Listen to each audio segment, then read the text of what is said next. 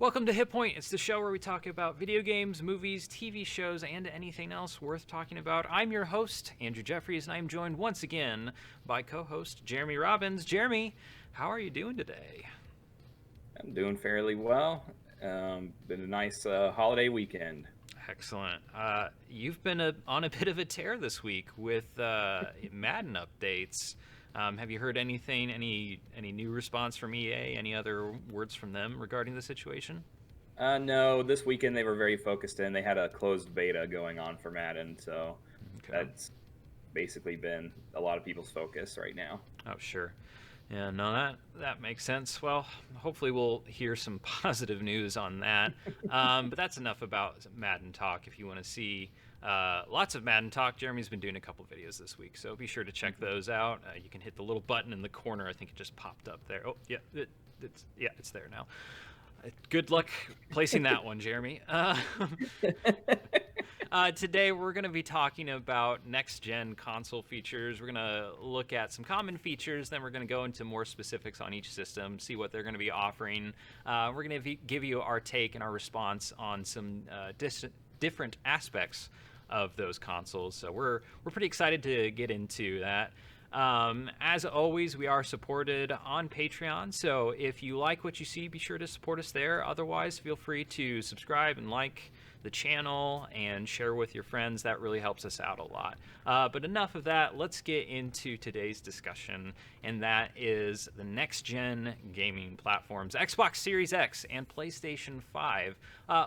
Jeremy, let's start off talking about where do we sort of stand on it. I know we both have our thoughts regarding the consoles, but just before we dive into it, what do you think so far about the next-gen systems? I mean, I think as people see as we talk here, there's on paper, Xbox has a potential edge just when it comes to memory and processing. But beyond that, they seem pretty similar. Yeah. And I don't think that's a bad thing. I mean, the console war all started because there was a difference between Xbox and PlayStation, and it's not just from a game standpoint, but just how they worked and how they looked. But as time's going on, they seem to be becoming more and more similar. So it really does become what games do you like to play and what system is it on, Yeah. from an exclusive standpoint.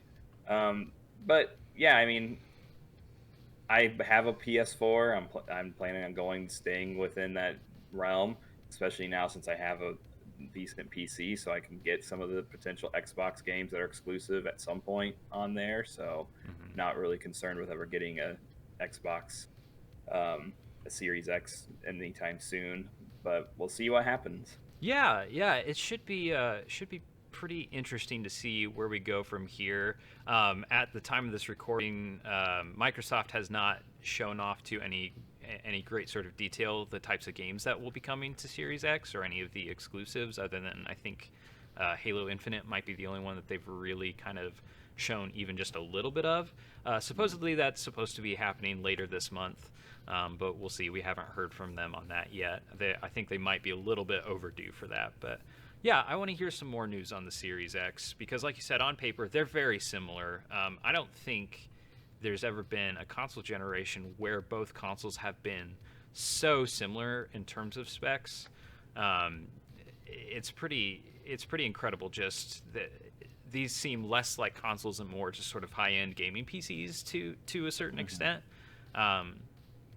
And we're going to talk about a little bit what the differences are from, I guess, sort of almost a quasi-marketing standpoint, to help people sort of make that choice if they want to go one way or the other.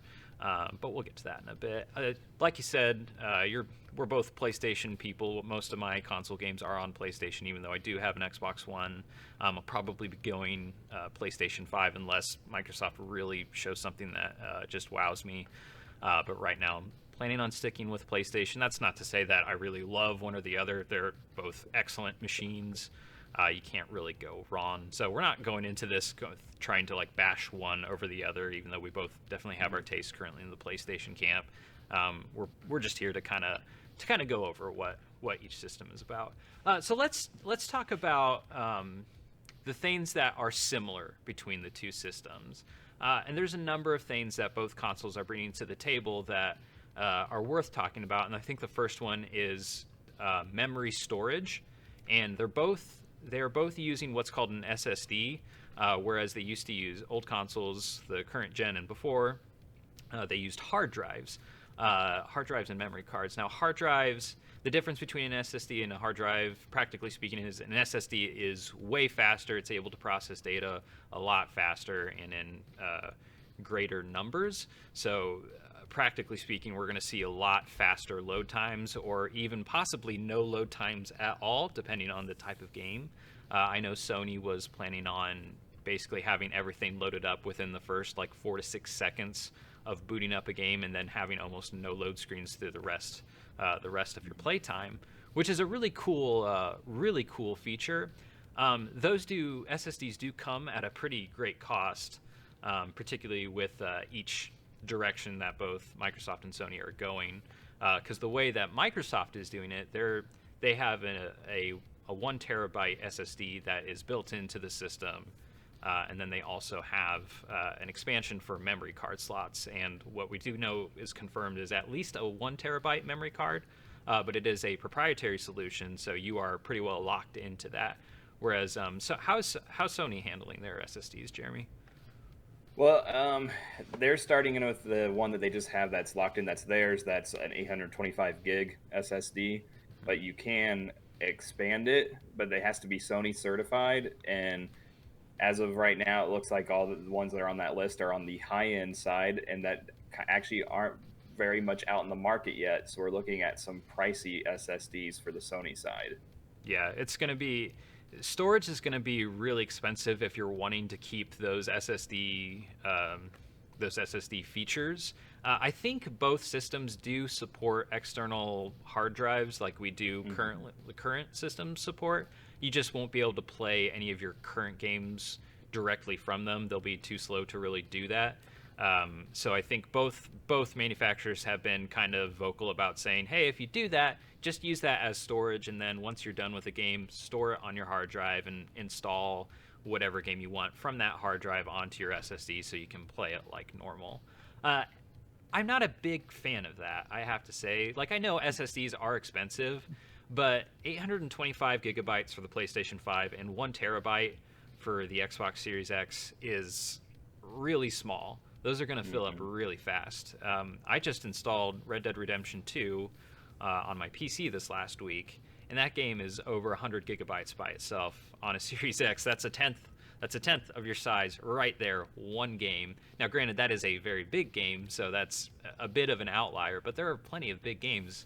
Modern Warfare was the newest Call of Duty. Modern Warfare was huge. It continues to have huge updates every time it updates, and there's got to be some sort of focus from a development standpoint where I hope they're telling developers, like, look at how you can sort of crunch your data in a little bit better and not just put out these massive games, because that's going to be really frustrating from a consumer standpoint. Yeah, I mean, because that's especially with the fact that everything's going to be so, like with Xbox, so proprietary, and with Sony, it has to be certain types of SSDs. It just makes it to where if you want to be an all digital gamer, which we'll see is a big push, at least for one of these manufacturers, it seems kind of odd to have such small storage when you're trying to make a push to do digital only. Because you're basically forcing people, if you want to be digital only, then you're going to have to go and expand your SSD size to use the features that the console actually can do. And with the way that prices are going to be right now on those drives, you're looking at, okay, well, I might have to wait a year and a half after I've bought the console to even be able to get one at a reasonable price. Yeah, it's particularly with the PlayStation 5, storage is going to be just a pain in the butt. I fully anticipate that, and you're just going to have to really be on top of like what games are installed when all the time, and that's unfortunate. That's not something you want. Like day one, your console is going to have already just not much space on it, and that's going to be pretty frustrating.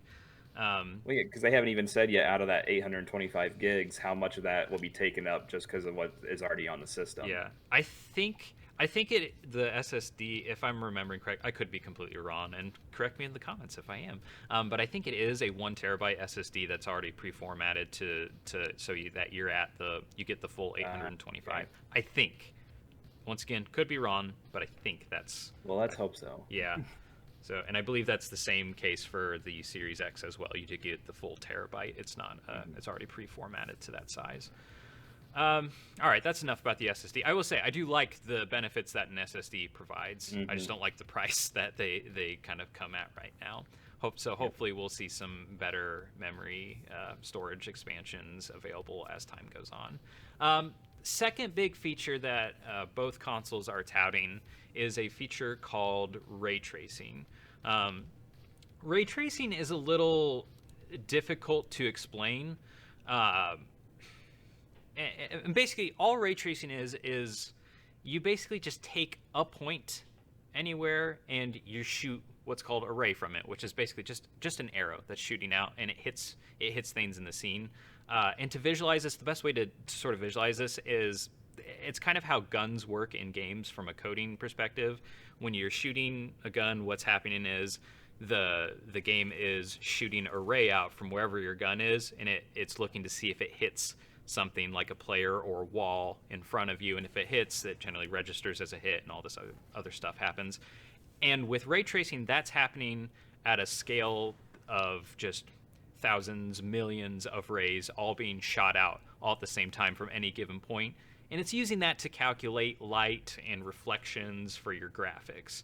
And that's a bit of an oversimplification, and there's more to it than that. NVIDIA has a really good series on this. It's a little bit technical, but I like technical things, so I found it really interesting. It's like a 7-part series on YouTube that you can check out that explains ray tracing. It's really good, really interesting. But the main benefit that you're going to see from ray tracing is more realistic lighting, more realistic reflections, but that's going to be pretty subtle because those things already look really good nowadays, and they're not going to be these huge leaps better with ray tracing, but they're just going to be more physically accurate, and they're going to provide a nice subtle realism that you just don't currently get from games. Any thoughts on ray tracing, Jeremy? No, I think you summed it up pretty well. I mean, like, that's where the video that has been showing is just basically trying to show that off. It keeps on saying RTX on or RTX off, just to show the difference of lighting. So I mean, yeah, it's to make things look more realistic and just be more like the real world of when a light hits at a certain point from the sun, if you're outside, or from a light bulb, that it should reflect the right way.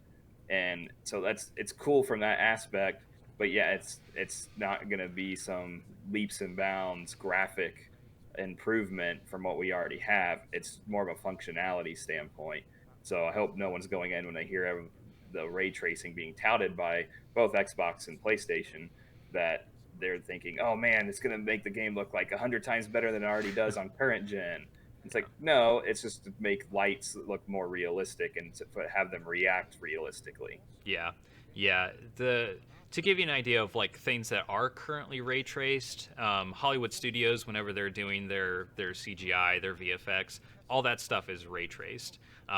Games are not going to look like that for quite a long time, but we're starting to head in that direction. It's just the way that the light is calculated, and that's probably overcomplicating it. My favorite example of ray tracing right now is in Minecraft. I think that's where you can see a pretty drastic difference, and it's on the screen right now, between what a ray trace example can look like. It's just how the light is interacting with the world. That's how most developers are going to use it. And the neat thing about ray tracing is there are different aspects that developers can use. Some of them will use it to calculate exactly how the light filters through windows and how it's supposed to bounce around the inside of a building.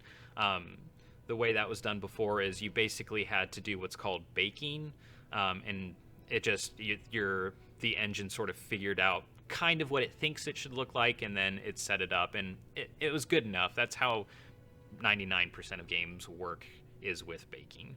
And you're still going to see a lot of that, and it's going to be amplified with ray traced shadows and reflections and things like that. So like we said, not going to be a huge difference, but it's going to be a nice little bump depending on what game. games you're seeing. Minecraft's going to be probably one of the more drastic Yeah. differences. Quake 2 last year came out with a ray traced version that also was kind of similar to that, in that you could switch back and forth between the legacy graphics and their general flatness, and then the ray traced graphics, which provided some nice visual bumps in a lot of different places. Yeah, and that's to that point, exactly what you said. Like, I think Minecraft will be one of the bigger ones you see the difference, because seeing in this video, it does look drastically different. Mm-hmm. But it's the changing of lighting. Like, that's where, for one, I think of when you're mining now, you're going to make sure you have a lot of torches if Right. you're playing with this on, because it's going to be dark. But it's just that's basically it. Makes if with Minecraft, it makes it look graphically better, but it's because the light is behaving the way it should. If you're in a world with the sun shining and you're underground, or you're in a room that has some light, it should be bouncing off of other things. Water should reflect like water should reflect, and not just be this solid blue mass that you jump into. So yes, games like Minecraft, where it's not graphically advanced, when you add ray tracing in, yes, it's going to make a huge difference. Yeah. But Yeah. for the it's and if anything, I'd say it's enhancing the look of the graphics that already exist. Yes.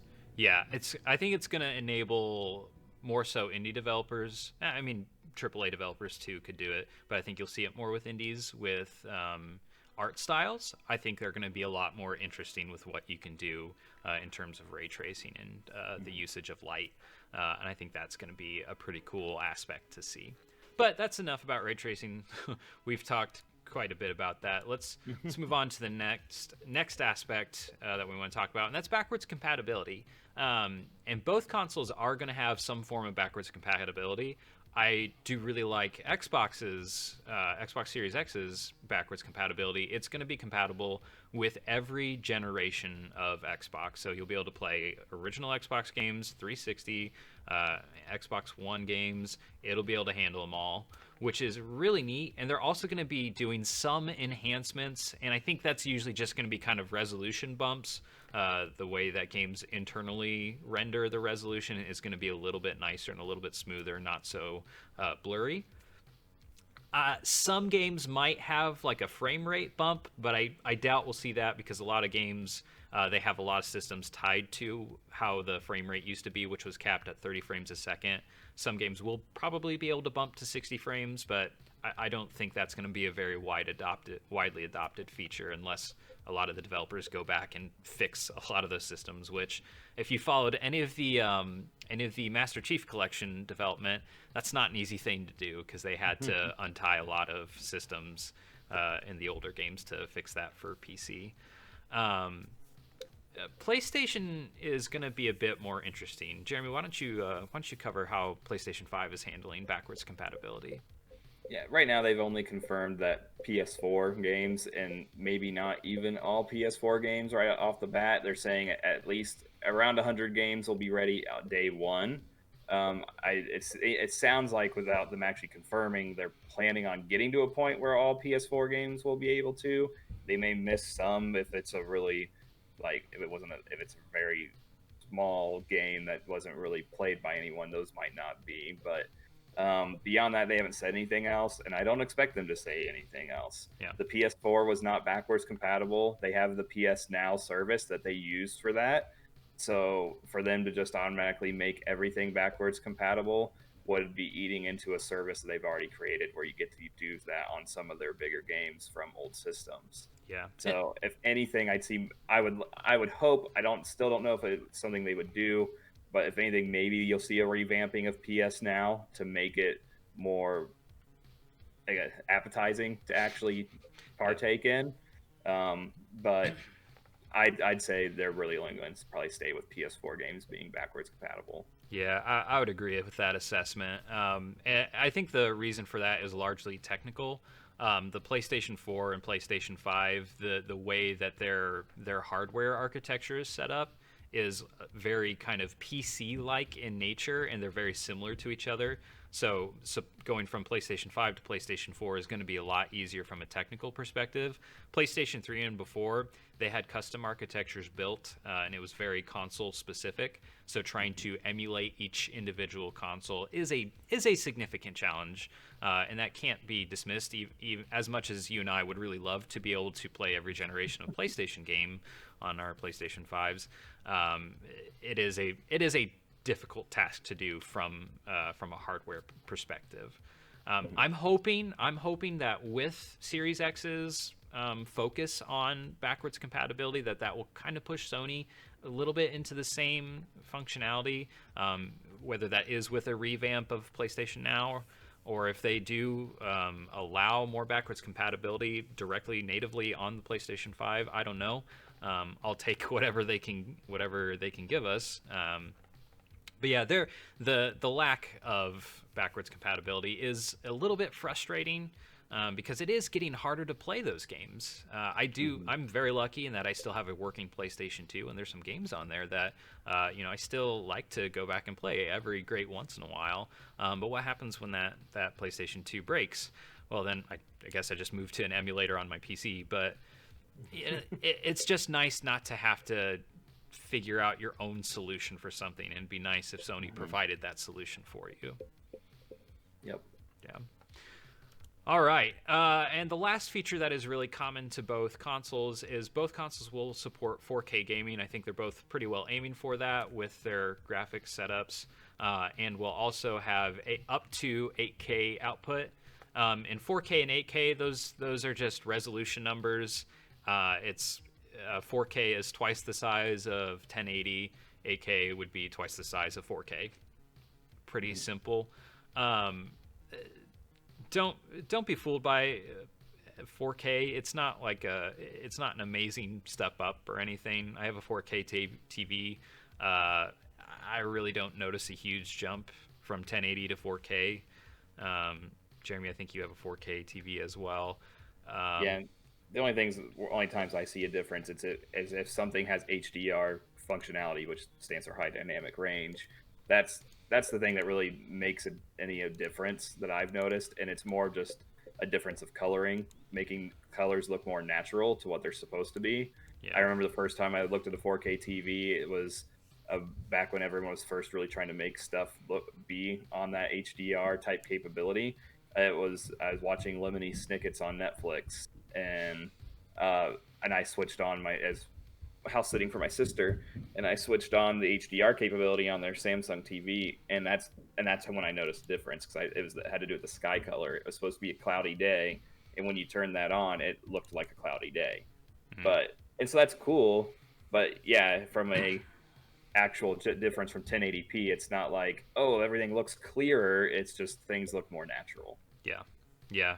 So resolution, it's nice. If you don't have a 4K TV, you're not going to really be missing out on anything. The HDR is probably the best thing that comes with 4K, and that's not technically a 4K exclusive feature. It's just they didn't want to support it on 1080 screens as a way to get you to buy a 4K screen. It's not a huge deal, so you're not missing out on a lot if you don't have a 4K TV. But just know, if you do get a 4K TV, you'll have some neat extra features you can turn on. Yep. Yeah. All right. That's been kind of the common features. Let's get into a bit more specific. Let's start with PlayStation 5. PlayStation 5 right out of the gate. They're offering two versions of the console. You have, your base console, which is a normal console by every standard, but they're also offering their digital edition, which does not come with a disc drive. It is digital downloads only, no physical media at all. And I thought that was kind of an interesting thing to storm out of the gate with. What do you think, Jeremy? Yeah, I mean, it's interesting, and it ties back to what we were saying with the SSD. I was referring to Sony, of the fact they are pushing a digital-only console, which there are rumors that Microsoft may do the same. But it's right now Sony's the only one that's confirmed it, and that's the thing of where it's like, okay, if you're going to do a digital-only console, you're already handicapping the people who buy that with what is provided within the system. And so it is interesting. I mean, it's from a pricing standpoint, they don't buy a lot of physical games because there's rumors it could be $100 less than the standard version that can use a disc. So I understand the reasoning because they might get more from a marketing standpoint, more off the shelf, and recoup some money because we all know they're going to sell these systems at a loss, so they can get more people at least to buy the digital version. They're going to have more people than just buying games off of the PlayStation Store, and they're going to recoup their money that way. Yeah. Yeah, the digital jump is an interesting thing to go out right at the start. I mean, obviously, not having the disk drive in there does save you a little bit money from a manufacturing standpoint, but it can't be that much. I mean, the SSD is by far got to be the most expensive component in these machines. So I think I think it says something about the type of players that, or the type of consumers that Sony's had on the PlayStation 4. There must be a significant number of people who have pretty extensive digital libraries that they're coming out with this, because it took Microsoft quite a while to come out with a digital console, and even then they didn't push it all that hard. I mean, you can still get the all digital Xbox One S, I think. But for the most part, they're sticking with traditional disk drive in the Series X. They haven't offered any other options. Like you said, there are rumors that they will. But yeah, that's kind of an interesting point for Sony that they're just coming right out with that. Yeah. Another feature that is specific to the PlayStation 5, as we get into a bit more of an actual feature, is their 3D audio engine. And I think this is partially tied to their work on PlayStation VR. If you have a PlayStation VR, you've already experienced a little bit of what the 3D audio engine is like, but they're basically expanding that. And what 3D audio is just, it's kind of similar to ray tracing, only just for sounds. It's a more accurate way of placing sounds within your environment and making it so you can actually tell, okay, so that sound I heard behind me is directly right here versus, just the general behind me. Because right now that's how sounds kind of work, where we do have surround sound and we can get a general idea of if something is like back into your right or back into your left. But with 3D audio, what they're aiming for is being able to tell the exact point where a sound is coming from in an environment. And that's kind of cool. I don't know if I tout that as a major feature win for the console, because as cool as that is, and be as nice as it would be to be able to pinpoint exactly where sound is, sound in games is really good already. If you've played any of the Battlefield games, you'll know sound is largely dependent on the developer to an extent, but developers are already making some really incredible sounding games. So this is a feature I'm a little skeptical on, but I'm keeping. I'm trying to keep myself open to it. What do you think, Jeremy? Yeah, I mean, yeah, it sounds like a nice little thing. I was actually just thinking it sounds like it's more of a feature that will attract a lot of shooter game players, and also for esports. I mean, it seems like a feature that's really catering to those. Like playing, let's just use Minecraft as an example, since we talked about it. If you're playing Minecraft, you don't care where the sound is coming from. Right. But it's, for when you're playing Call of Duty, like, it is extremely helpful to know that bullet shot came directly from my back right, and instead of just behind me, so you can think of where to turn to shoot. Right. And especially from an esports standpoint, then it'll help up your performance. Yeah. Yeah, it's a nice little feature, but it's not something that's like, ooh, I want to go out and get one of those just because it has 3D audio. Yeah. So we'll see with that. And let's now move. This kind of leads me to my second point, but like a lot of these features for the PlayStation 5, they're almost borderline gimmicky, and I think you see that a lot with the DualSense controller. The main thing that they've noted with the new DualSense controller is its haptic feedback. And if I were to simplify haptic feedback, it's how your controller vibrates? It's like that, but on like specific parts of your controller, and like if you pull the trigger, like you can feel a certain amount of resistance almost. Um, this is a feature I'm not sold on at all. I think this is pretty gimmicky. It's hard to see how a developer is really gonna do something interesting with the haptic feedback. Like it's nice, but I think it's just gonna drain the battery faster on a series of controllers that are not known for great battery life. I don't know. You have any thoughts on that? Um, I think it better work. That's what I would say. It better work the way that they're describing and be amazing because PlayStation, since the PS2, has been known for a dual shock controller. So for them to change the name and change it to Dual Sense, it's like it better do everything you're saying and do it amazingly because everyone Dual Shock is synonymous with PlayStation. So to take away the Dual Shock controller and replace it it's actually a pretty big thing for the PlayStation community. And if it doesn't deliver and it just feels like a gimmick of where you're asking why the heck did they add this, you're gonna have fans that say, I would rather have a DualShock controller again. Yeah. Yeah, yeah.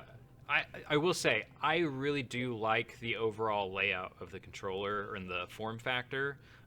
It strikes me as very much like an Xbox One controller in terms of how it looks to feel. Obviously, I've not held a DualSense controller, so I don't know this, but just comparing it to an Xbox One controller, the overall like the flow, I don't know what word you want to use, but the look of it is very similar. And I love Xbox One controllers. They are my favorite type of controller to play with. They feel so good, just in terms of size and layout. It feels really nice. So to have that now for PlayStation, I think was a really great move, honestly. Yeah. Last thing I'd say about the controller is it is nice feature the whole mic aspect that they're building into it Mm. just to make it easier to talk to people when you're playing. But I mean, that could be added to a DualShock controller too if they decided to keep that around. So Very true. Now your friends will be able to hear you when you throw your controller on the floor in a fit of rage. Um, uh, I I will say the overall whole of the PlayStation 5 does seem geared more for immersion. mhm. And I think Sony is really trying to create the console gamer's console. In terms of the features that are specific to the console are very designed for you to be immersed in. So I think there's room. We talked about the 3D audio with in terms of shooters and esports, but I think in terms of story, you could do some cool things with that and really getting yourself immersed in the environment that a story is happening in. Because I know you're a big fan of story-based games, but imagine an Uncharted game with the full 3D audio enabled and really feeling like you're in the environment with Nathan Drake and Yeah. on his adventure. So that I think is a neat aspect that I think they're going for, and I think we'll see that with whatever they do in the VR space. We're going to see that expanded even more. I don't know if PlayStation VR 2 is like officially announced or in the works, but it's hard to think that they wouldn't be pushing that because they pushed VR pretty hard in the second half of the sort of the console cycle to mixed results, admittedly. But we both have PlayStation VRs and we both like them. But the support is not great across the board. But if they do push that a lot harder, I think we'll have some really incredible immersive experiences. And that is the rumor of that whenever they would announce a PSVR 2 is that it's the whole intention is to create a more immersive experience. They're wanting to suck you into the games, and I feel like all this other stuff they're doing, it really does to me in my gut tell me they're trying to build towards the reveal of the PSVR 2 and say, okay, you got your new controller, you've got 3D audio you can have, and by the way, now you can have an even better VR experience that has that 3D audio built in, and you could feel like you're actually in the game. And the question will be is that's great, but how many developers are really going to jump on that bandwagon? Yeah, yeah, Because that's not, you didn't have, like, to your point, you didn't have an Uncharted VR game, you didn't have a Horizon Zero Dawn VR game. So it's like if developers aren't going to get behind that aspect where you actually get to be in the world other than maybe putting on a VR headset and playing on a screen within the VR, like, what's the point of making another VR? Yeah. You, So you, it's one of those of you. It's like, okay, are we going to go the direction and be like Ready Player One, where you actually feel like you're in the world yeah. and and this is the first step towards that, or are we just creating more gimmicky things of peripherals to make more money because you can sell those and price them at a pretty high price? Yeah, you did mention something interesting regarding developers. This is what I worry about with console-specific features like 3D audio and the haptic feedback. Um, that's a specific PlayStation 5 feature set. So what happens when you have a multi-platform developer? I mean, Assassin's Creed Valhalla is coming out on both Series X and PlayStation 5.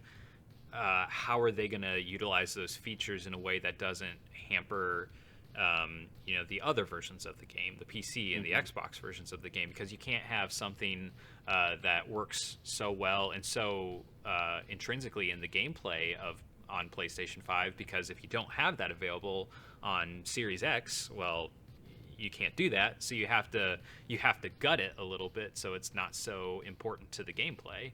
Yep. So it's hard to get away from, well, that's just going to kind of be a gimmicky feature, won't it? So that's my big fear with these features. And with all that said, that's the PlayStation 5 big feature set. If we missed anything big, let us know. Let's talk about now Xbox Series X. Xbox Series X is taking an interesting approach to console-specific features, and this, I suspect that Microsoft is more trying to turn Series X into a platform to offer games as a service rather than trying to, say, dominate somebody's living room. They want to make it easy to play your games, so right out of the gate, they have Xbox Game Pass, and Xbox All Access is probably still going to be offered through the Series X or some form of next-gen console. There's the rumored Project Lockhart, which they're thinking is an Xbox Series S that might be revealed later this month. Still a huge rumor. Who knows what's going to happen with that? But the Series X is going to be a platform for games as a service. I think it's not where I said Sony is trying to make PlayStation 5 into the console gamer's console. Microsoft just wants to be the platform that you're playing your games on, because that's where they're going to be making their money, because there's not a whole lot of money to be made specifically on the console hardware. That's expensive. They're usually, particularly at the start of a hardware cycle, they're selling that at a loss. They're not making any money on it. They make their money back on their services like Xbox Live Gold, Game Pass, those types of services. And so Microsoft just wants to be in your home trying to offer you those services. That's why they've brought Game Pass to PC and not just on Xbox. They're trying to unify their platform so that you can just spend money easily with Microsoft. They want to make it easy to buy their games. And I think that's an interesting way to take it. And you and I are both pretty big fans of the Game Pass service. We've both really liked what Microsoft has done with Game Pass. I've paid for several months of Game Pass. Even though I hardly play on my Xbox, it's so worth it just for the PC library that you get an access to. It'll be interesting to see how they expand that with the Series X, particularly since they bring the new games to it day one. That is a really cool feature, and it makes it easy. I'll just subscribe for a month, play my game, and all of a sudden you've paid Microsoft lots of money for a service that is just easy to use, and I think they're going to keep trying to do that for this console generation. I don't know. What do you think on that? Yeah, I would agree with everything you said of that. With the Xbox Series X, it definitely feels like it's rather than with PlayStation seems to be going the direction of let's make things immersive and it's stuff that directly affects the games themselves. It's Xbox Series X seems to be saying like, hey, let's focus on just what can the console offer for people to play games. So you've got everything's with Game Pass, and then the potential of Xbox All Access continuing as a subscription type service like you do with your phone or whatever. Like, it's just to make it easy for you to get into their system and get into your house. And I mean, and the thing that kind of segues into that of where it shows is they've created this smart delivery service where you can buy a game, right? Any of these games are coming out this fall for the majority. If you buy them, you can then get the Xbox Series X version for free. Like, You Yeah. don't have to. You can buy it on your current system, I don't even know. I don't know a lot about if there's a actual timeline of when you have to buy a new system to get it for free. I'm sure there probably is, but it's one of those things of where, all right, hey, yeah, I can wait a couple months, save up some money once I see things. I can still play the game I want to play that's coming out sooner than the system itself, and then upgrade for free. Like Yeah. that's genius, and it gets people a lot of opportunity of to just come to the system when they want and experience these extra services that they're providing. Yeah, and I think it's a good way to keep video game sales going too, because Mhm. I think this is not a time where, since we're so close to the console launch, you and I are not buying new console games because we're gonna, we want to wait and see where everything lands, and we want to make sure our games are compatible with the system Mhm. that we own. One of our friends is also the same. He's not buying anything unless he knows it's going to be working on the PlayStation 5. Yep. But you don't have to worry about that with Xbox Series X if they support the smart delivery, which is a developer publisher specific thing if they choose to support it or not. But like, if you know it's being offered, that's already a big incentive as a publisher to be like, okay, we should probably take advantage of that, or else people are going to get mad and be like, well, why don't you do it? Everybody else is doing it. So I Mhm. think it's a surprisingly pro consumer move from Microsoft that I Mhm. really appreciate, and I hope Sony picks that up as well. Then, Yeah. sorry, go ahead. Oh no, I was going to move on to the next point Oh, of sure. that. It kind of ties into what we're already saying is the ease of things. Is one of the big features for the console itself for Xbox Series X is that they're going to allow you to have multiple games going at a time, so you can, and they're calling it quick resume, so that way you could have multiple games open and jump back and forth between them really easily and start right off where you were at. Yeah. So I look at that in comparison to PlayStation. Xbox is really coming out with a message of, hey, we're easy to deal with. Like Mm-hmm. our system allows you to play all the games you love to play from all the different generations. If you don't want to pay for the system up front, potentially, if they're still going to continue doing it, you can do it like you do with a phone and pay a monthly payment till it's paid off. And we're going to allow you to upgrade games of publishers that decide up to your the next generation. And on top of that, we're going to allow you to have multiple games open, and you can jump back and forth. So maybe you're in the middle of, just for sake of an example, Minecraft, and on the Xbox Series X, and you're in the middle of a Madden game, like a franchise mode in Madden, and you're like, all right, I don't want to play Minecraft anymore, but I don't want to turn it off. I want to just save where I'm at and come back to it later. You Mm-hmm. can then switch straight over to a Madden franchise that you've had is sitting in the background, and you don't have to wait for the game to load up. It's automatically running, and it's just waiting for you to come back to. And the same thing, it's like, okay, I don't have to close that application and go back to Minecraft now. When I later, I can just switch right back and build some more in Minecraft. So it's just that ease of use of being able to just jump from game to game to game and not worry about that. You have to wait for everything to load, close the one application, start the next one, wait for it to load up. It's Yeah. just boom, boom, boom, jump to whatever you want. Yeah, it's a neat feature. It's enabled by as we were talking about earlier, SSDs, because they load so fast. They're able to manage that memory a lot smarter, um, and so they can keep games in a suspended state and reload them almost immediately because they're so fast. So I suspect we'll see a similar feature on PlayStation. They just aren't pushing it as hard right now. Mm-hmm. And that, from a messaging standpoint from Microsoft, that is an interesting point that Microsoft's features that they're touting are specifically geared for how you play games. We're just make it easy to play games. PlayStation is, as we talked about, more on the immersion factor and the way that you experience games, whereas, as I said, Microsoft is more, hey, here's how you play games. Just boop, boop, boop, go back and forth immediately, switch as much as you want. You haven't lost your progress, and that's an interesting positioning that they're taking. Very much a posture of, we're going to make it easy to play your games so that you play your games on us. Doesn't matter what specific platform you're on. We're going to support it. We're going to keep it running, and we'll keep it fast for you.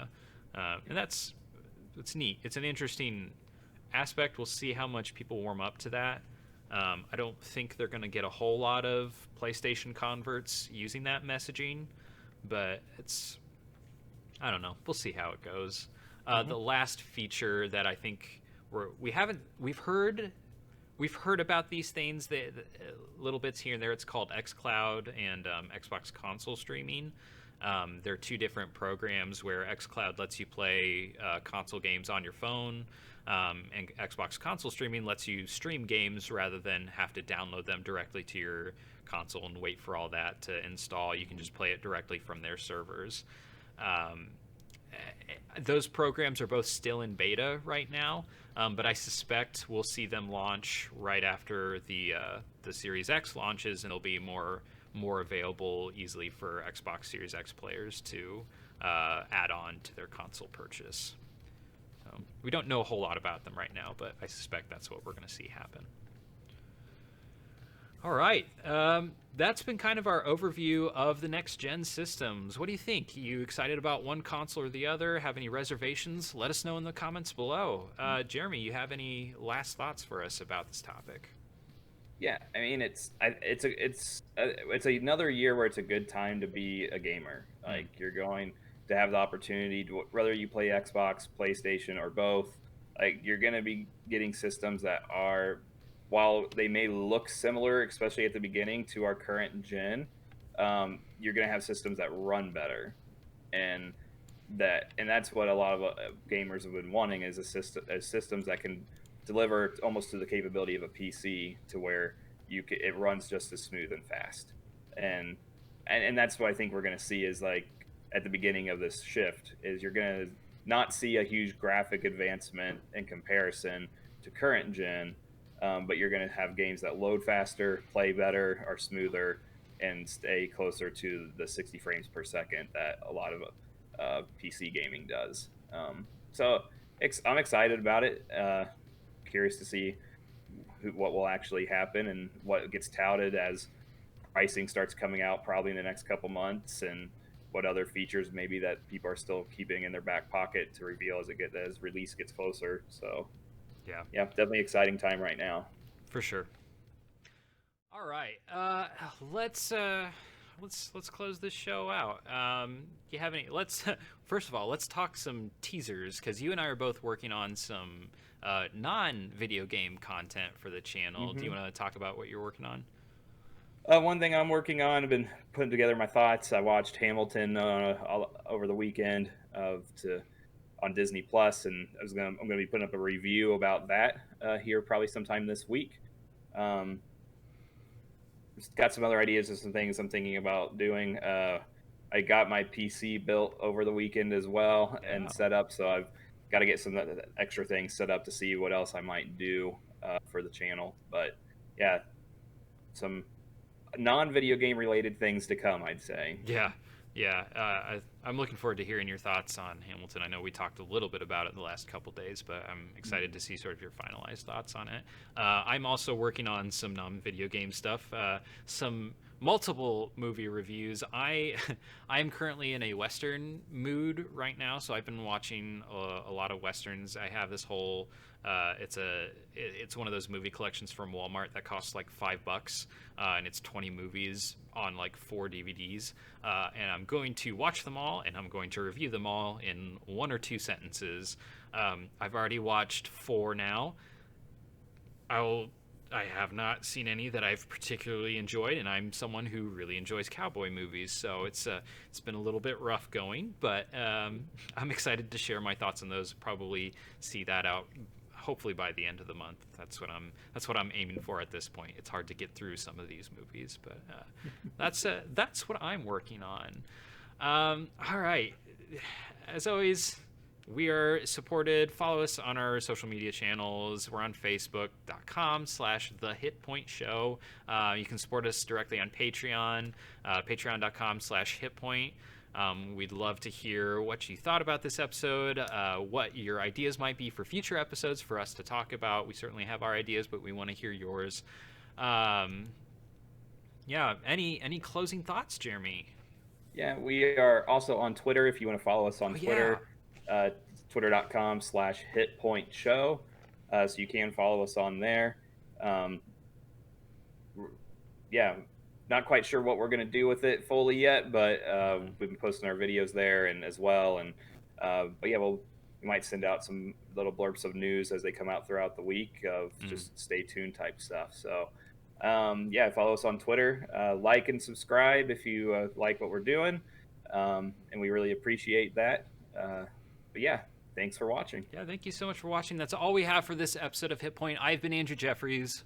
And I've been Jeremy Robbins. Thank you again for watching, and keep your eye on your health bar.